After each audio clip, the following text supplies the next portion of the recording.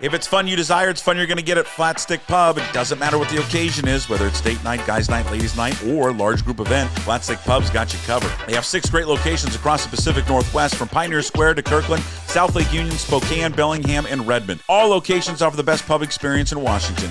2 rules at Flat Stick Pub: drink local and have fun. Pretty simple. So if you like to have fun, love local beer, and great tasting food, make Flat Stick Pub your next spot. Visit them at flatstickpub.com. Todd, this is kind of a sad visit here on a Friday, and I say that not because I'm seeing your gorgeous face. It's not so gorgeous face. It's sad because we're down to it. It's over. It's exciting. The state championships get underway tonight over at Husky Stadium. They'll conclude tomorrow, and this just means that our visits every Friday are done, and I don't like it. I like seeing you every Friday. And I like talking high school football, and I love it. I've got a great passion for it. It's a distant second to your passion for high school football.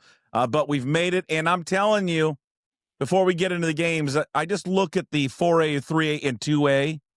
Those are kind of more that I'm more familiar with more than anything. And boy, this just shapes up to be a great weekend of championship football. Yeah, I'm really looking forward to the 4A and 3A games. I think it's a pick 'em across the board, Jason. And we've talked about these storylines throughout the year. You know, Mount Tahoma, first time since 1980 against one of the big and bad blue bloods in O'Day, and then the rematch from the 4A week 1. Did we know through the middle of the season? I wouldn't have bet on this matchup given Sumner's very adventurous route to this point, but here we are. The rematch should be a great football game, and always when the defending state champs are in both games, that's a cool aspect. And then, you know, I'm really looking forward to the 1A game this afternoon. Royal Cashmere, 5-time defending state champs, historic streaks, 4th longest winning streak in state history, and they're going up against a team that can beat them. And it's going to be fun to see if Cashmere can kind of close the deal. They played them, 3 times over the last 1+ seasons. So it's going to be interesting to see if Cashmere can beat them on the biggest stage here today.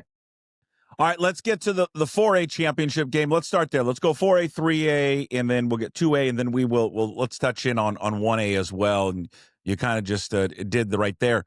So we've got number 5 Sumner, 10-3. They're the defending 4A champs. They're taking on Lake Stevens, who is undefeated. Lake Stevens titles back in 2022 and 2023. So these two schools, the last 3 years, have won all the state titles at the 4A level. How does Sumner do it? They've been on this weird run, right? In the beginning of the season, some would say shaky, but they've really, they've got their footing now. Last week's semifinal game, what a great game against Puyallup. For them to come back in a game in which they were throttled in the regular season and then avenge it in the playoffs, and they just seem to be hitting on all cylinders right now. Yeah, equally important to Lance McGee having a career-high 313 rushing yards, and I would expect that Lance McGee will get 30-plus carries tomorrow night at Husky Stadium, was the fact that Sumner got 2 early stops on Puyallup's offense. Nobody had done that.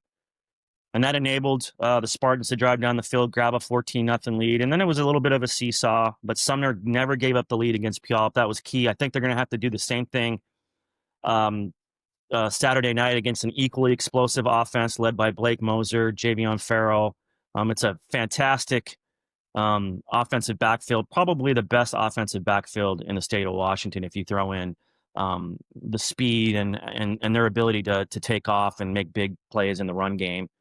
So Sumner has the familiarity. They didn't, week 1, they didn't know who Blake Moser was. Nobody did. They knew him as kind of a seldom used wide receiver.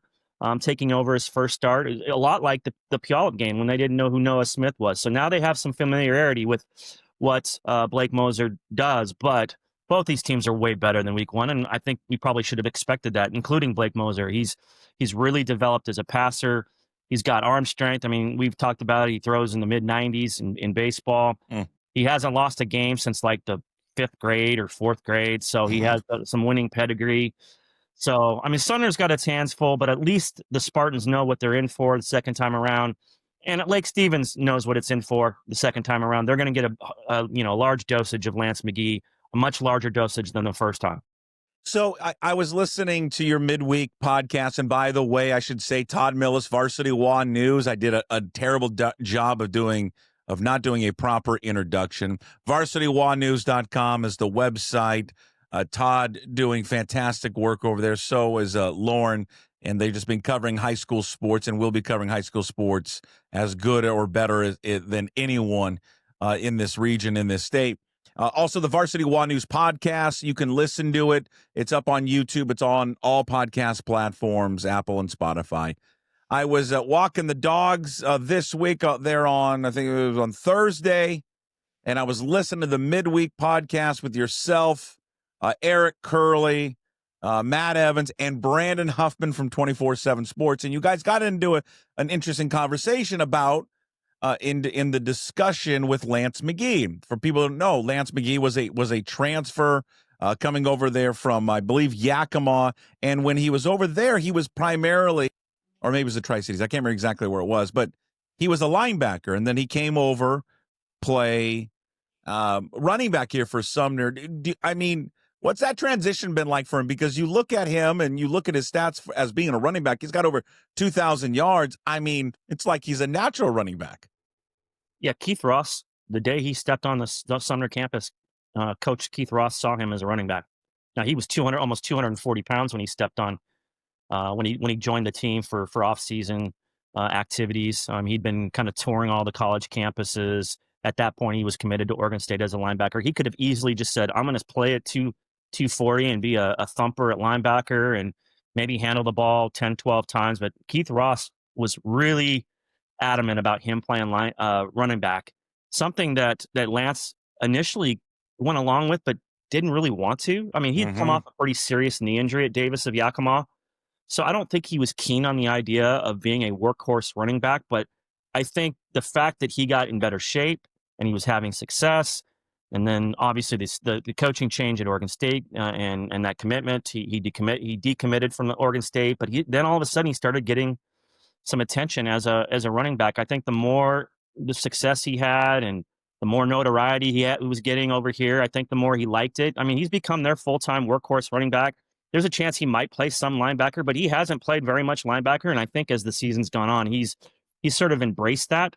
It's a complete 180. And talking to Brandon Huffman, I asked him, I said, where do you see him playing in college? And he sees him as a running back. He looks like a running back, and he's down to 205, 206 pounds. That's how much weight he's lost, Jason, in the course of 4 or 5 months. And he is fast, and he is physical, and he is mean. He is a much different running back for Lake Stevens to try and handle than the one that showed up in week 1. I know we've talked about him a lot. You touched on him in the beginning, and he's only a junior, so we'll have plenty of time next season to gush even more. I don't know if we talk enough about Blake Mosier and everything that this kid has done at the quarterback for Lake Stevens. Over nearly 2,400 yards, 37 touchdowns. It's not only just his arm, but probably the fastest player on their team. He's got nearly 800 yards on the ground and another 12 touchdowns. And they've had a lot of good quarterbacks up there. Have they had this type of dual threat kid? Not of this caliber. No, not of this caliber as a dual threat. It's I think that the premier matchup of this game is Blake Mosier and Javion Farrell against the really good linebacking core of Sumner. I think most people consider it the best linebacking core in the state. It was, Blake Mosier had over 80 rushing yards in week 1. When Sumner kind of went in blind, Sumner knows a little more about how fast he is. I mean, he's a sub 11 second 100-meter runner. I bet you he would probably be a 10.5 or 10.6 kid. He's that fast. So, but Sumner's pretty fast on the outside too. So those linebackers can cover lots and lots of ground in the intermediate area and the flats. So to me, that's the premier matchup. If Blake Mosier gets the best of that Sumner linebacking core, I think it's going to be a long night for Sumner. But very few people have done that over an extended period to Sumner's linebackers. And I expect that to be a really interesting chess match tonight. And your prediction is? Man, I mean, these two teams have played really close games over the last 2 years. Sumner won in overtime last year. Lake Stevens won on the final play this year. I'm going with Lake Stevens to upset the champs and become the state champs for the third time in 4 years and extend one of the really good stretches of football by any 4A program in state history. And I did say Friday night. The game is Saturday night. Please, folks, Saturday night, 4A. Hey, he's got a lot on his plate. No one. It's okay. Your Friday night, Saturday night, it's everywhere. No one's going to come screaming at you. A game that is tonight, Friday night, 7:00 at Husky Stadium, is the 3A championship game. And I really can't wait to see how this plays out. This is, and we've been talking all season long. You've been listening to Todd here on Varsity Wa News, the podcast at varsitywanews.com. Been talking about these two teams. This is old school football, right? This is defense. This is running the ball. This is physicality that we're going to see on display tonight, Mount Tahoma versus O'Dea. And it's a great storyline. O'Dea has been here. It's, the Mount Rushmore of high schools in this state. And then Mount Tahoma, right? They haven't been here since, 45 years ago? It's been that long. So, and again, it's just not Mount Tahoma, right? It's an entire Tacoma region that I believe is coming up, via I-5 South coming up north to probably support this team tonight. Yeah, I'm very interested to see how the city supports this team. I've been covered state championships where the entire, when Seattle's come out and Tri-Cities has come out and Spokane's come out. It'd be like Everett playing for a state championship in Everett. This is the equivalent of it in Tacoma, Mount Tahoma, a true metro school. I think the only thing that people know about Mount Tahoma is it hosts the state track championships in the spring. But this is a program, like we talked about, 26 seniors. You're going to see a lot of White. You're going to see a lot of Diaz. They like to rotate the three running backs. They really like kind of setting it up with the running backs, much like O'Dea does with their 4 running backs. You got Ja'Shawn Wilson and you have Stringfield and Spiller and Egan, not related to Chris Egan, by the way. So, I think it's whoever can get the run game going the best against 2 really good defensive fronts. And we've talked about O'Dea's defensive front, especially that defensive line. All 4 of those guys are going D1. The best defensive line we've seen in decades. Linebacking core is good, but Mount Tahoma's equally good. I think they showed that last week in kind of dominating Eastside Catholic, controlling that Crusaders offense. So whoever can get the run game going tonight and make some big plays off the pass game, which I sort of give the edge to Mount Tahoma in that with Micah Cordero and Elijah Dorr, that group. O'Dea's pass offense did not look very good last week, Jason. 3 interceptions, really couldn't get the ball downfield to Boncaro, David Schwartzel, the tight end. I was really worried about this O'Dea offense after last week. 188 yards, was really kind of stymied by a really young, undersized Bellevue defense. And if that happens tonight, I think Mount Tahoma is a great shot of bringing home the big trophy since first time since 1980. But Monty Kohler's had a week to make some adjustments and get that thing going. It's very, very rare where you see O'Dea's offense play poor games in back-to-back weeks. Yeah. Let's get to the 2A championship. So you think O'Dea wins this? I picked O'Dea, but I first 1 to 20 wins. I think I picked 19-17 or something along those lines, but I did pick the champs to repeat. All right. Let's get over the 2A. And again, it's just another great matchup. 2 top teams at the level, and one team that is, again, kind of like O'Dea. You put them on the Mount Rushmore, been there forever. Everybody knows the name Tumwater and Sid Otten and just that everything that comes with that football program. And then up here, they've been around for a bit, but Archbishop Murphy's now that team up north, and this just shapes up to be a great game as well in the 2A championship coming up tomorrow night between Archbishop Murphy and Tumwater. Yeah, Tumwater's the last team to beat Archbishop Murphy in the state semifinals last year. But the roles are reversed. Tumwater had primarily a senior-led team last year, a big defensive line. They have a lot of that skill position guys back, but they're a little smaller, more active up front. And Archbishop Murphy's largely seniors, led by, Jack Sievers, Henry Cabalas. Those are the 2 guys that Tumwater defense has to really kind of monitor. Those are Archbishop Murphy's big play guys in the pass game. And to me, that's kind of the difference in this game, Jason. Even if the wing T rushing attacks, kind of come to a stalemate, Two wing T teams. This is what's going to be fantastic. Yeah, the game will be over by, they start. What do they start at 3 and it'll be over by 4:00? But at least. But I mean, what Archbishop Murphy can do in the run game or in the pass game with Evan Ruiz, the quarterback, and the way he can get the ball downfield to those two guys. I mean, he's hasn't passed the ball very much. This is a team that still runs it 80% of the time, but he has 22 touchdown passes. So if you load up on that Archbishop Murphy run game and in the wing tee, Evan Ruiz has enough accuracy to get the ball to his two big targets, and they've made plays all season. Tumwater's going to have to keep this close especially early, because nobody has. I think they've trailed in one game this year, and that was to Olympic in the first round. So Tumwater's going to have to keep this close, sustain drives, and get them into deeper waters in the second half. If not, what I call the tidal wave of Archbishop Murphy, which is kind of just blown out everybody, could do the same thing to Tumwater here Saturday night.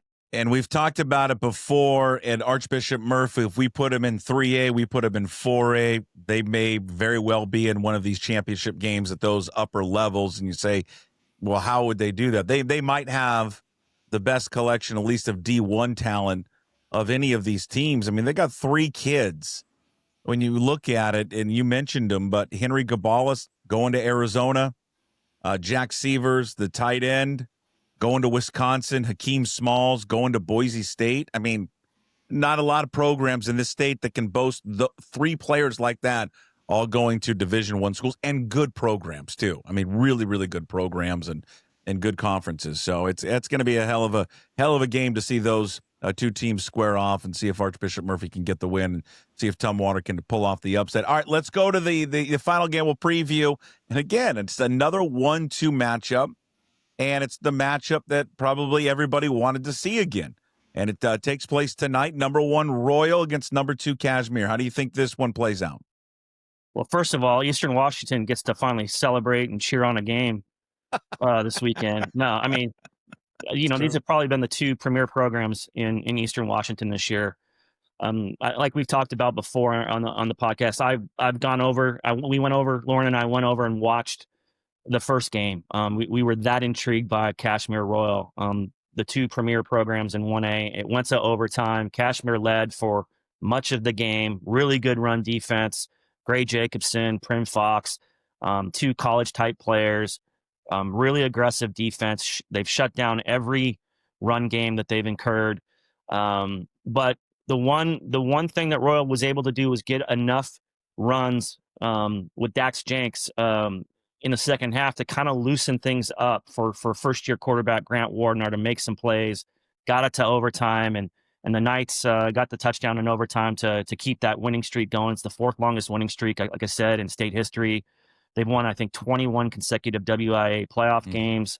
I mean, we're in waters we've never seen before, Jason, in terms of winning 5 in a row, can win 6 in a row. Who knows how long this streak can end? But Cashmere can answer they could stop all those questions and answers tonight or this afternoon by getting a win. And this is a truly pick'em game. I know I picked Royal in a close game, but it would not surprise me if Cashmere came over and closed the deal. This is the 4th time they've seen them, so there's no off factor anymore with Cashmere. This is going to be a good old fashioned, black and blue 1A football game.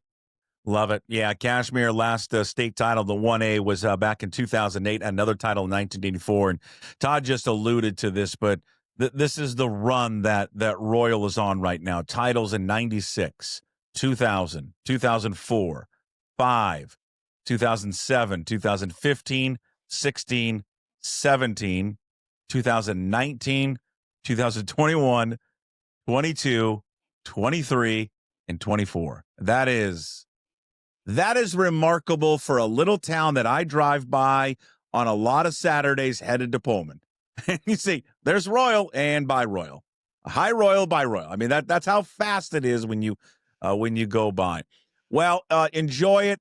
There is no better place to get all of the coverage starting today over at Husky Stadium, and then tomorrow on Saturday, and to wrap it all up late Saturday and even Sunday with all of the written articles up there at varsitywanews.com. Also, check out all the podcasts That's going to be happening tomorrow night as Todd and his crew, Eric Curley, Matt Evans, will wrap up the championship weekend on the Varsity One News podcast. Again, where you can find that podcast anywhere where you get your podcast. Great work, Todd. It's unbelievable. And I know it now. The transition goes from that right into girls and boys basketball. But I mean, just an excellent, beyond excellent job of covering high school football on the new website, Varsity One News. Have fun covering the games today and tomorrow. Appreciate it. Jason, thanks. It's been fun all season. I'm sure we'll get caught up sometime during basketball season, and we'll have a lot to talk about in those 2 seasons as well.